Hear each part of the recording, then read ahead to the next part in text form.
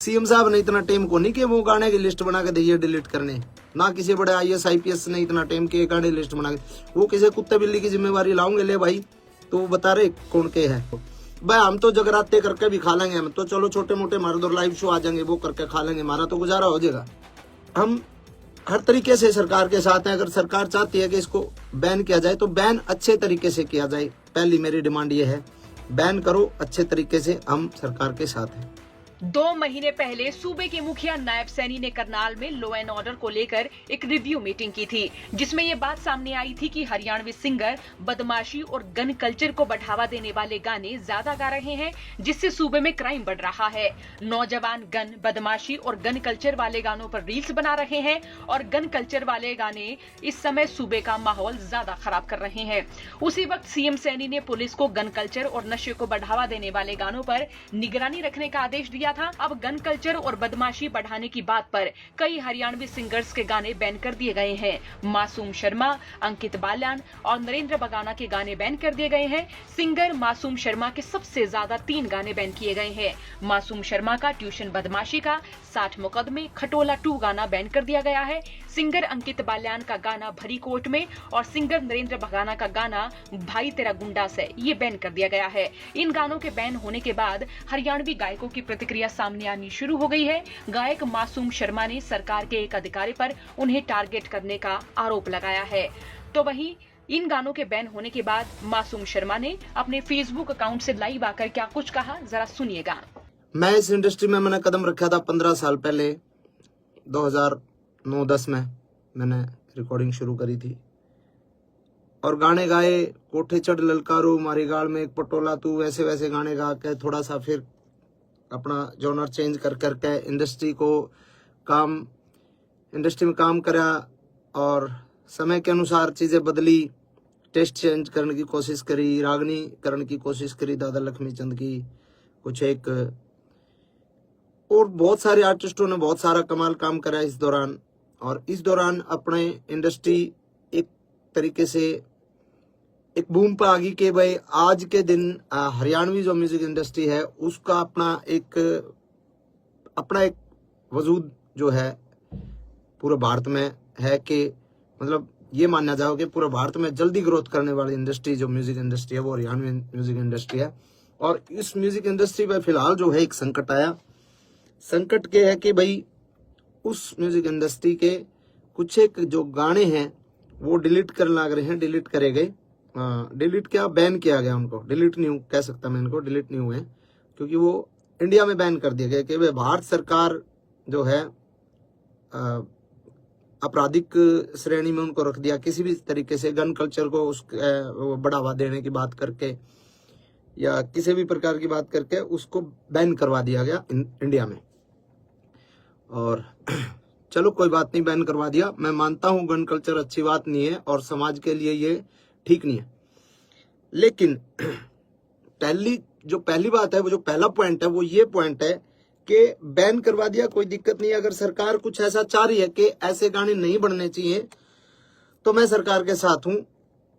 सरकार अगर चाह रही है तो सरकार ने बिल्कुल इस कदम को उठाया है, तो इसको फिर अगर हम सफाई करने लगते हैं और गर्दा पड़ा है, फूल पत्ते पड़े हैं, पॉलिथीन पड़ी है, कागज पड़े हैं, उसमें हम पॉलिथीन कागज ठाले गर्दार वो पत्ते पत्ते उन्हें पड़े रहे, तो उस सफाई को सफाई नहीं कहते मेरे भाई, उस सफाई को सफाई नहीं कहते। अगर सफाई करनी है तो ढंग से करो।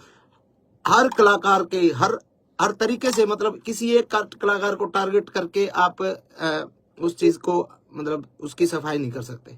आपको अगर सफाई करनी है, आपको गन कल्चर को खत्म करना है, तो सबसे पहले तो मेरे और हजारों गाने बचे हैं वो सबको डिलीट करो।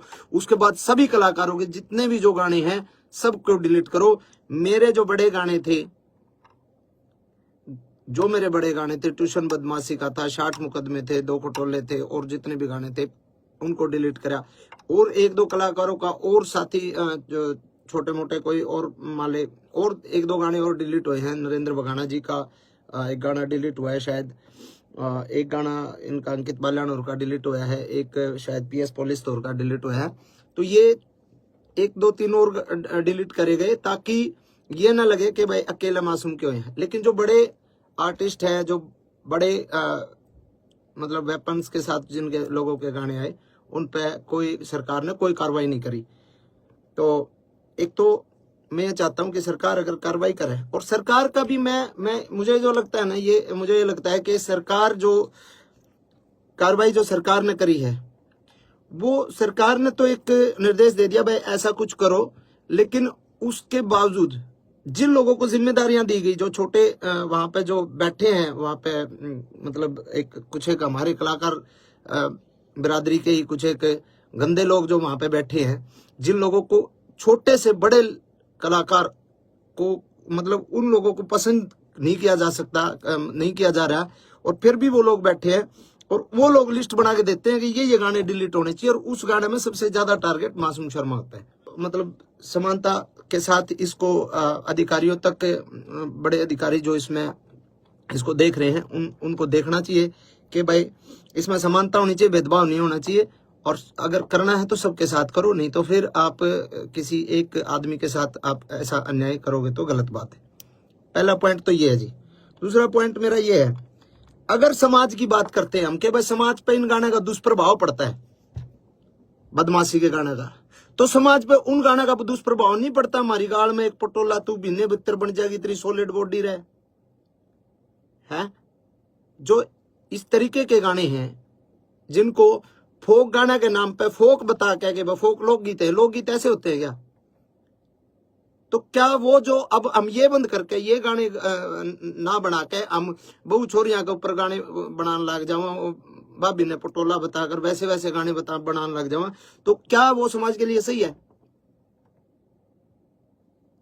तो कुछ एक सवाल मेरे ये हैं कि उसके अलावा इतने डबल मीनिंग गाने चल रहे हैं आजकल। एक और चल रहा है, वो क्या नाम है, जीजा साड़ी के ऊपर बहुत ही वाहियात और बहुत ही वल्गर गाना है, डबल मीनिंग गाने हैं, वो चलते हैं, उन पे किसी ने कोई दिक्कत नहीं।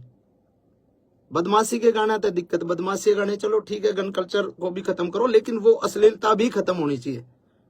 फिर करो, सब भजन गावांगे, हम भी भजन गावांगे, कोई दिक्कत नहीं, जगराते करके गुजारा कर लेंगे, कोई दिक्कत नहीं, लेकिन अगर गंद सफाई करना चाहते हो तो ढंग से करो। दूसरी बात, इसके बाद अगर हमारे गाने बैन कर दिए, हमारे गाने बैन कर दिए, 15 साल पहले हरियाणा का यूथ क्या सुनता था? 15 साल पहले हरियाणा का यूथ सुनता था पंजाबी गाने, और पंजाबी गाने गन कल्चर के पंजाबी गाने, चक्लो रिवाल्वर, ये गाने सुनता था 15 साल पहले, 10 साल पहले। अब अगर हमारे गाने बैन कर दिए जाएंगे तो हमारे यूथ ने तो गाने सुनने हैं, तो वो पंजाब के सुनेगा, पंजाब के सुनेगा। साउथ की फिल्में, आज भी फिल्में देख रहे हैं ना, साउथ की पुष्पा जैसी, RRR जैसी सारी फिल्में साउथ की देख रहे हैं ना, क्योंकि हमारे हरियाणा की फिल्में तो मजबूत है ही नहीं। हमारे हरियाणा की फिल्म इंडस्ट्री फिलहाल डेवलप नहीं हुई, तो हम साउथ की फिल्में देखते हैं, साउथ की फिल्मों में मारकाट होती है पूरी। तो वैसे ही हमारे गाने तो बैन कर दिए, अपने कलाकारों के रोजगार पे तो लात मार दी। अब वो यूथ गाने तो सुनेगा, या तो फिर आप पूरे देश के बंद करो, पंजाब के भी बंद करो, सबके बंद करो। अब हरियाणवी बालक जो है गाने हरियाणवी नहीं सुनेगा तो पंजाब के सुनेगा, करण औजला के सुनेगा, किसी और के सुनेगा। अब हमारा ये मतलब हमसे ही दिक्कत है क्या?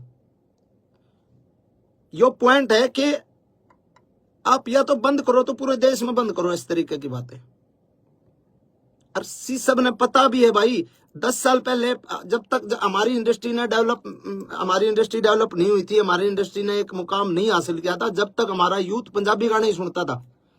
पंजाबी ट्रैकों पे हमने पंजाबी तर्जा पे गाना शुरू करे थे, और इंडस्ट्री इतनी आगे तक आ गई, तो उसमें बहुत लोगों की मेहनत है, बहुत लोगों का कंट्रीब्यूशन है, बहुत लोगों की आहुति बहुत लोगों ने इंडस्ट्री में दी है, ठीक है। और अगली बात यह है, आपने बैन कर दिया हमारे गाने, कोई बात नहीं, हमारे गाने बैन हो गए। अब एक गाना जो शूटिंग होती है, एक गाने की शूटिंग पर 100 लोगों को काम मिलता है। स्पॉट बॉय होते हैं, स्टंट वाले होते हैं, लाइट वाले होते हैं, कैमरा टीम में अलग होते हैं, बहुत सारे 100 बच्चों को एक दिन में काम मिला है। अब जो शूटिंग सारे कलाकार इकट्ठे होकर जो काम कराया करते, आज मेरा शूट है, कल मुकेश जाजी का शूट है, परसों केडी का शूट है, प्रलयदन किसी और का शूट है, जो लगातार शूटिंग से जो काम मिलता था जिन बच्चों को, भाई हम तो जगराते करके भी खा लेंगे, हम तो चलो छोटे मोटे हमारे दो लाइव शो आ जाएंगे वो करके खा लेंगे, हमारा तो गुजारा हो जाएगा। अब जो बच्चे 800 रुपए की 1000 रुपए की दिहाड़ी पे स्टंट मैन आया कर दे, जो 1000 रुपए 2000 रुपए की दिहाड़ी पे लाइट वाले आया कर दे, बेचारे सब बदन लाइट आया कर दे, उनके अगर महीने में 20 शूट आया कर दे, 20 में तो आज अगर 5 शूट आएंगे इसके बाद, तो उनको क्या रोजगार सरकार दे देगी कि भाई हम इस जो तारे नुकसान होने लग रहा है, जो हम काम करया कर दे, जो बालक बेचारे स्टंट करया कर दे या फिर लाइट आया कर दे, जो भी काम करा दे, कोई मेकअप वाला है, कोई बहुत सारे डिपार्टमेंट में बहुत सारे लोग हैं, तो क्या सरकार उनको काम दे देगी कि भाई तुम जो है स्टंट करो आड़े, हम तुमने पैसे देवांगे, हम तुमने रोजगार देवांगे। वो बेचारे दाढ़ी लाओगे, जैसे कोरोना में गड़वे बेंजू वाले बेचारे घर बैठ गए थे। मेरा चाचा भारता खुद गड़वा बजाया करता, उसने बेचारे ने घंटे टमाटर ला लिए थे और बेचा करता उड़ा खेत में बैठ के। तो बहुत सारी चीजें हैं। और एक जो मेन मामला जो है कि भाई जिस सेक्शन को इन्होंने आधार बना के, जिस सेक्शन को आधार बना के हमारे गाने को बैन करवाया गया है सरकार द्वारा, वो जो सेक्शन है वो है नॉइस पोल्यूशन। उसमें हवाला है उसका नॉइस पोल्यूशन। नॉइस पोल्यूशन तो हर एक प्रकार के गाने तय हुए, सब प्रकार के गानों से नॉइस पोल्यूशन होती है, कोई अगले बदमाशी गाना तो थोड़ी हुआ है। दूसरी बात 196 जो इसमें एक्ट के तहत जो ये कराया गया है, इसमें है कि सामाजिक और धार्मिक कोई किसी का जात बिरादरी पे या धर्म के ऊपर कोई मतलब कोई ऐसी दो गुटों के बीच में कोई कार्रवाई, कोई गाना ऐसा नहीं होना चाहिए जो दो गुटों के बीच में हो, दो जातियों के बीच में हो, लड़ाई कराने वाला हो, दो धर्मों के बीच में हो। तो उसके तहत भी जो है कोई मतलब इस तरीके का मतलब वो बनता नहीं। और तीसरी बात एक ये बात भी है कि भाई कितनी तो फिल्में आई हैं, कब से आ रही हैं अपने, अभी ये पुष्पा और ये तो हैं ही, उससे पहले वास्तव फिल्म थी और कितनी बड़ी बड़ी फिल्में हैं। तो भाई ऑल ओवर जो है हम हर तरीके से सरकार के साथ हैं। अगर सरकार चाहती है कि इसको बैन किया जाए तो बैन अच्छे तरीके से किया जाए। पहली मेरी डिमांड ये है, बैन करो अच्छे तरीके से, हम सरकार के साथ हैं। हर को करो, आप सर्च कर लो, आप जितने भाई भी देख रहे हैं आप सर्च कर लो। मैं नाम नहीं लेना चाहूंगा किसी भी आर्टिस्ट का, क्योंकि मैं किसी बहुत सीनियर अधिकारी जी से मिला था कल ही। उनको मैंने बोला सर कि ऐसे ऐसे गाने डिलीट किए जा रहे हैं, तो उन्होंने कहा भाई हाँ सरकार के आदेश हैं और ये गाने डिलीट हो ही रहे। तो मैंने उनको बोला सर सबके नहीं हो रहे, वो मेरे हो रहे ज्यादा। उन्होंने कहा नहीं ऐसा तो नहीं है, आप लिस्ट बना के दो और आप मेरे को लिस्ट बना के दो कि कौन कौन से नहीं हो रहे, कि मैं उनको डिलीट करवा दूंगा। तो मैंने कहा जी अब मैं लिस्ट बना के दूंगा तो मैं किसी का, भाई मेरा तो उड़े लिए जो गाने थे वो तो बैन हो लिया, वो हम किसी दूसरे का रोजगार को वो थोड़ी कर रहे हैं। मतलब मैं किसी शिकायत लाइन थोड़ी है ना जो उसके भी डिलीट कराऊं। मैंने किसी का नाम ले लिया, मैं उठ के आ गया और उनको ये लगा होगा कि नहीं और कोई गाने है ही नहीं। और आप सर्च करके देख लो, आप देख लो सर्च करके, मेरे अलावा बदमाशी के गाने किस किस के आया करें, किस किस के नहीं आया करें, आप सर्च करके देखो, सिंगल एक गाना भी डिलीट नहीं हो रहा। तो ऐसा भेदभाव मेरे साथ क्यों भाई? और ये भेदभाव सीधा सीधा ये सरकार ने नहीं कर रखा है, यो भेदभाव, क्योंकि सीएम साहब ने इतना टाइम को नहीं कि वो गाने की लिस्ट बना के दिए डिलीट करने, ना किसी बड़े IAS IPS ने इतना टाइम के गाने लिस्ट बना के, वो किसी कुत्ते बिल्ली की जिम्मेवारी लाऊंगे ले भाई, तो वो बता रहे कौन के है। और उन कुत्ते बिल्लियां जो लिस्ट बनाई है ना, और उनको मैं वो समझ भी रहे होंगे, मैं जिसको बोल रहा हूँ वो समझ सकता है। और मैं उसको डायरेक्ट पर्सनली एक बात बोलता हूँ कि गंदी लड़ाई छोड़ दे, अगर लड़ाई लड़नी है कदे आमने सामने लड़के देख, तने बेरा लागे मर्द क्यों अगर डायरेक्ट बोल रहा हूं मैं तने डायरेक्ट, और तू समझ रहा है। तो सुना आपने, मासूम शर्मा ने सरकार की इस पहल का स्वागत तो किया है, लेकिन साथ में उन्होंने दूसरे गायकों के अश्लील द्व्यर्थी गानों को बैन करने की भी सरकार से अपील की है। अब देखना होगा कि मासूम शर्मा की बात सरकार तक पहुंच पाएगी और हरियाणवी कलाकारों की क्या कुछ प्रतिक्रिया सामने आती है। बहरहाल आपका इस पूरे मसले पर क्या सोचना है, कमेंट बॉक्स में राय लिखें। साथ ही चौगरदा की खबरों के लिए बने रहिए हरियाणा तक के साथ। ब्यूरो रिपोर्ट, हरियाणा तक।